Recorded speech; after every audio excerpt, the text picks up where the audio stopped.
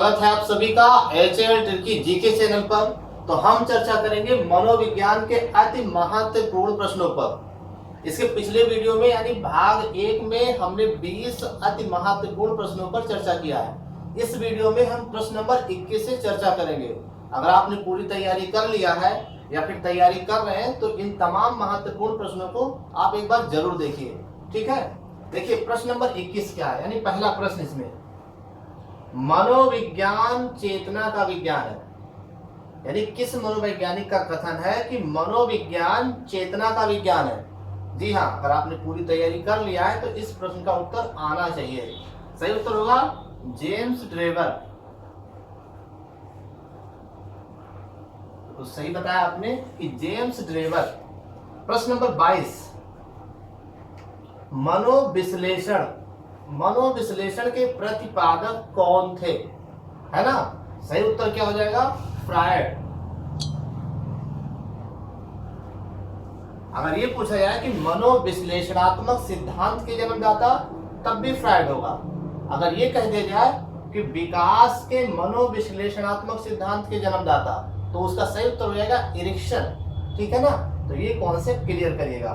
मनोविश्लेषणात्मक के अंतर्गत end, ego, super ego, यानी इदम, अहम, परम अहम, है ना, ये फ्रायड का ही सिद्धांत है। प्रश्न नंबर 24 विकास की कितनी अवस्थाएं होती है ना।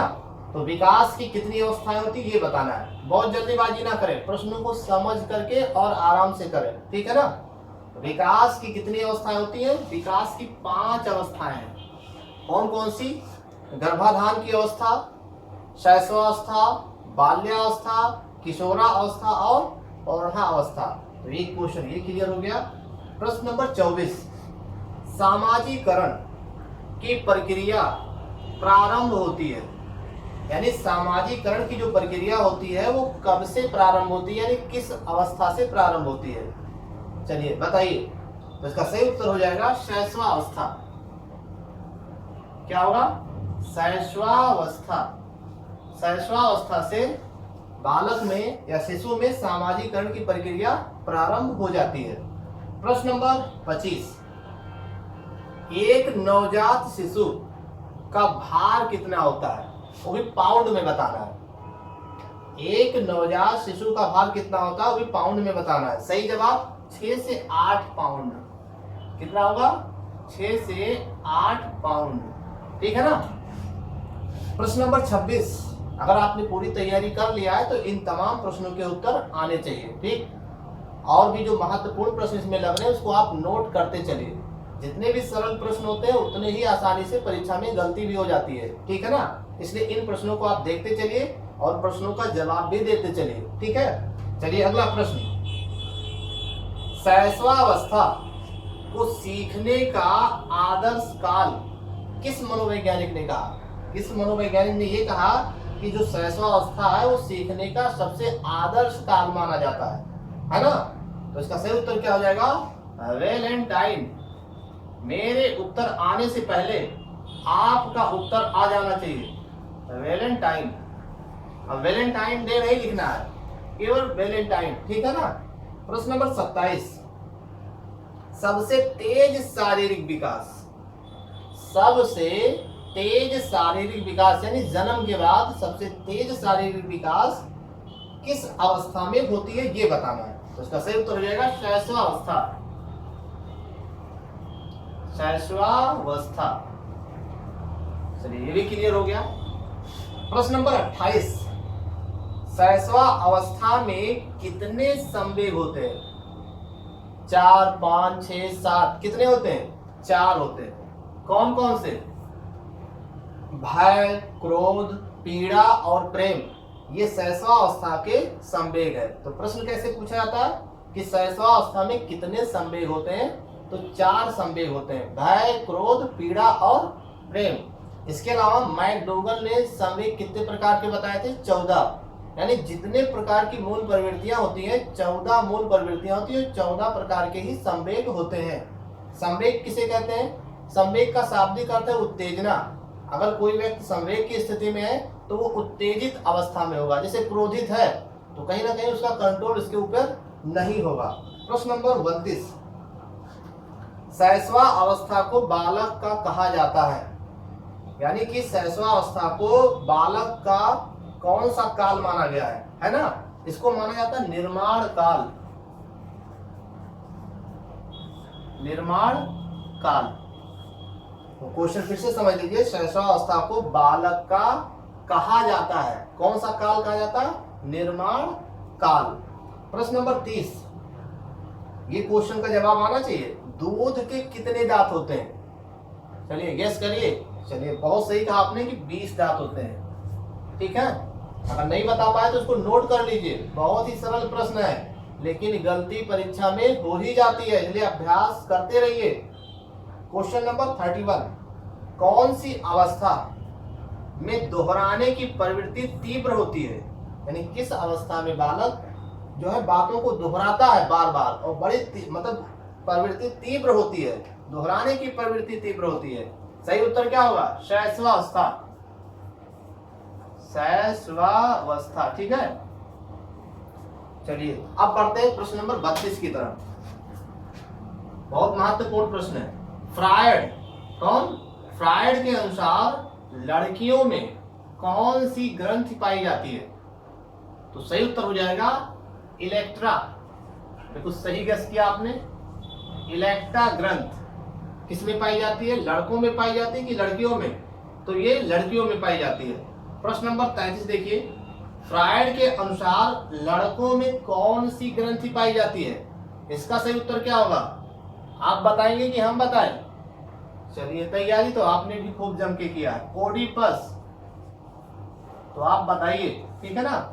जो प्रश्न महत्वपूर्ण है उनको नोट करते चलिए, अभ्यास करते चलिए, पर आप इतना बता दीजिए कि परीक्षा में कौन से प्रश्न गलत होते हैं।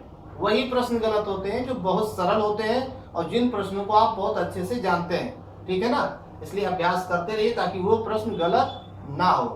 क्या वो भी गलत हो जा सकता है जो आप नहीं जानते हो? तो इसलिए ध्यान दीजिए इधर भी। प्रश्न नंबर 34 देखिएगा, ठीक है। नवजात शिशु का भार कितना होता है? यानी आपको किलोग्राम में बताना है, यानी ग्राम में बताना है। नवजात शिशु का भार कितना होता है? तो इसका सही उत्तर क्या हो जाएगा? 3 किलोग्राम। चलिए अब बात करते हैं प्रश्न नंबर 35 की। विकास की प्रक्रिया कब से कब तक, यानी जो विकास की प्रक्रिया वो कब से कब तक होती है?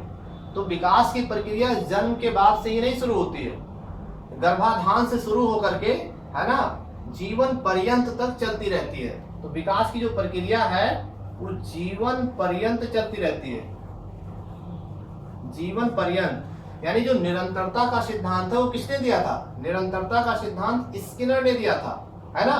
क्वेश्चन नंबर 36, स्वप्रेम की भावना, कौन सी भावना? स्वप्रेम की भावना का विकास किस अवस्था में होता है? इसका सही जवाब क्या होगा? शैशवावस्था। यानी स्वप्रेम यानी खुद से प्रेम करना, ये जो अवस्था होती है, कौन सी अवस्था होती है? वो होती है शैशवा अवस्था में, है ना। प्रश्न नंबर 37 देखिएगा, भूख और प्यास। भूख और प्यास ये किस प्रकार का प्रेरक है ना। तो इसका सही उत्तर हो जाएगा जन्मजात प्रेरक है, ये अर्जित प्रेरक नहीं है, ये जन्मजात प्रेरक है। ठीक है। अब देखिएगा प्रश्न नंबर 38, मूर्त संक्रियात्मक अवस्था। मूर्त संक्रियात्मक अवस्था कब से कब तक होती है? क्वेश्चन समझ में आ गया ना। मूर्त संक्रियात्मक अवस्था कब से कब तक होती है, आपको वर्ष बताना है। तो ये हो जाएगा 7 से 11 वर्ष। 7 से 11 वर्ष जो होती है वो मूर्त संक्रियात्मक अवस्था होती है। मूर्त संक्रियात्मक का मतलब जिन वस्तुओं को देखता है उसी के बारे में वो सोच पाता है। ठीक है ना। क्वेश्चन नंबर 39, जन्म के समय शिशु के मस्तिष्क का भार कितना होता है? यानी कि जब जन्म होता है तो उसके मस्तिष्क का भार कितना होता है? 500 ग्राम। मस्तिष्क का भार कितना होता है? 500 ग्राम होता है। ठीक है ना। क्वेश्चन नंबर 40 से पहले एक बार और चर्चा कर लेते हैं। शिशु के मस्तिष्क का भार अगर वैसे पूछा जाए, वयस्क अवस्था में मस्तिष्क का भार कितना होता है? तो वो होता है 1400 ग्राम। ठीक है। प्रश्न नंबर 40, जन्म के समय शिशु की औसत लंबाई कितनी होती है? लंबाई बताना है कितनी होती है, 51 सेंटीमीटर। ठीक है ना। चलिए प्रश्न नंबर 41, बाल्यावस्था की आयु बता दीजिए कब से कब तक होती है। चलिए ठीक है, आपने बिल्कुल सही कहा, 6 से 12 वर्ष। जी हाँ, अगर नहीं बता पाए तो उसको एक बार नोट कर लीजिए। ठीक है ना। ओवर कॉन्फिडेंट में कई चीजें गलत भी हो जाती हैं। चलिए अगला प्रश्न, जवाब आना चाहिए आपकी तरफ से।